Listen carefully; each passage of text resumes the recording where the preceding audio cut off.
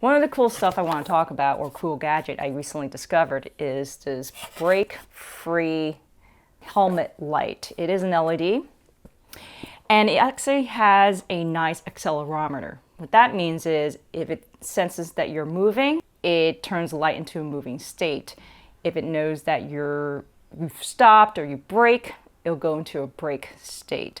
That's really cool. I haven't seen anything like that. Not that I've done enough research in terms of helmet lights.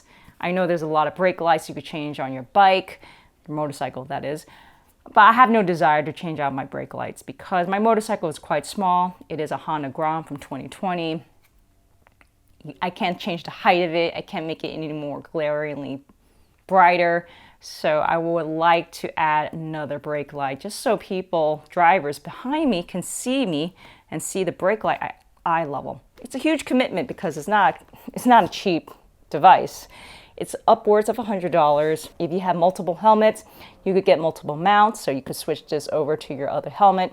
For me, this is my primary helmet I wear when I ride. I'm going to show you how it works. Essentially, you just press this button. There's a button there. There's a power button.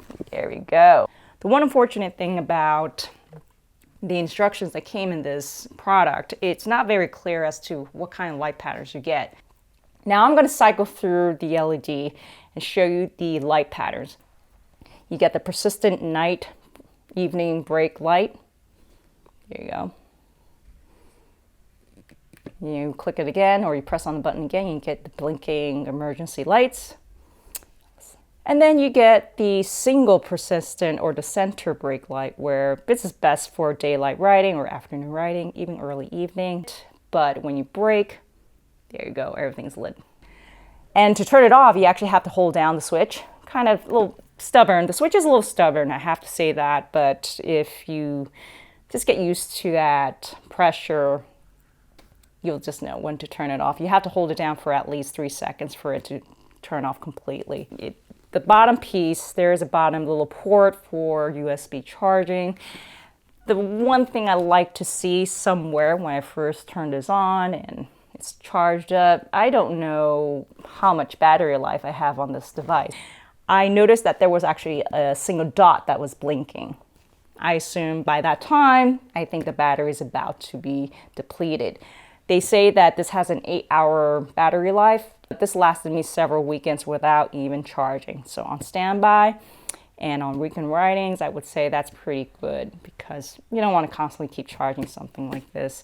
Now to remove it, you could simply just kind of press and lift. It's really hard to do that. And there's that little adhesive. They use the classic 3M adhesive, which you also use on GoPro mounts. There it is, it's removable.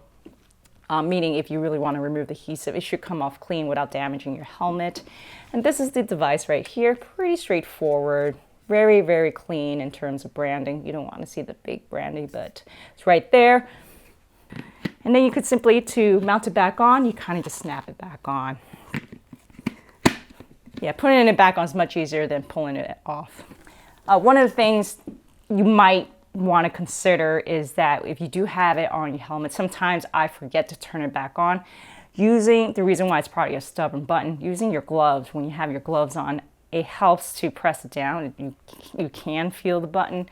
Unfortunately, you have no idea what light pattern you're on, so before putting on your helmet, turn the light on, set it to the pattern that you want, then put your helmet on. It's just an additional thing I have to think about in addition to strapping on the helmet without the gloves on and then putting the gloves on. Oh, make sure the GoPro's on. It's pretty hefty, it is a little bulky.